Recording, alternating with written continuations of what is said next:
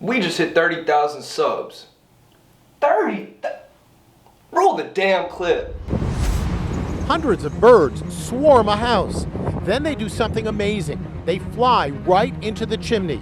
It's an invasion. That was not a flock of birds, that was a gang.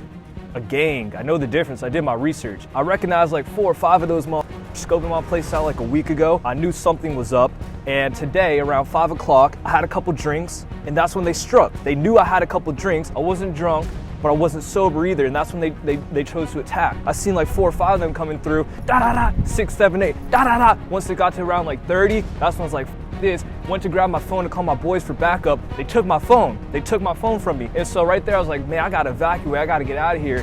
This y'all can have it. I'm start running away. Da-da-da, swat birds, pow, pow, pow. And then I'm taking beaks to the face, wings to the neck, like back of the head and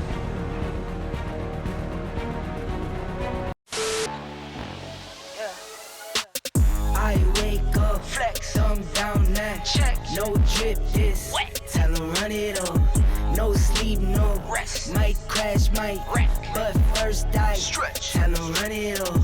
I wake up, flex, thumb down now, check, no drip